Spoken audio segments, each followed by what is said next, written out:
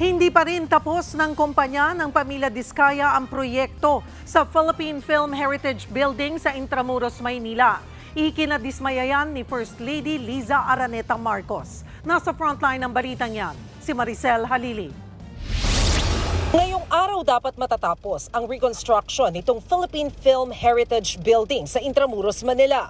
Ito sana ang magiging tanggapan ng Film Development Council of the Philippines. Pero sumapit na ang deadline, hindi pa rin tapos ang construction. Inabutan namin si First Lady Liza Araneta Marcos na umiikot sa gusali pero hindi na ito nagpaunlak ng panayam. Nadiskubre na walang alulod ang gusali. Ang sinema, ginagawa pa rin hanggang ngayon. Ang elevator, hindi pulido ang finishing. Ang ibang silid, cement finish sa halip na naka-tiles. Ang contractor nito, ang Great Pacific Builders and General Contractor Inc. na pag-aari na naman ng mga Diskaya. Higit 107 million pesos ang halaga ng kontrata. Dapat lang nilang ayusin. At tignan natin kung ano pa ang magagawa nila. Kasi kung wala silang magagawa, lalo itong hindi magiging maganda ang resulta, might as well, humarap na lang sila sa kaso. Dismayado si First Lady, lalo't tulong raw sana ito sa film industry.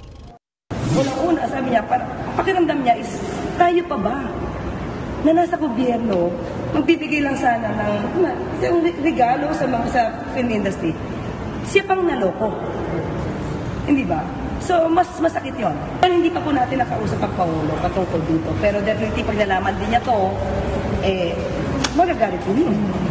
Ang inspeksyong ito, patunay na hindi lang flood control projects ang may sabit, kundi kahit ang ibang infrastructure project ng DPWH. Hahabulin daw ng gobyerno ang mga Diskaya para ipaayos ito. Iimbestigahan din ang nangyari at posibleng kasuhan ng civil liability at estafa ang kontraktor. Nagbabalita mula sa Frontline, Maricel Halili, News 5. Mga kapatid, Cheryl Hosing po.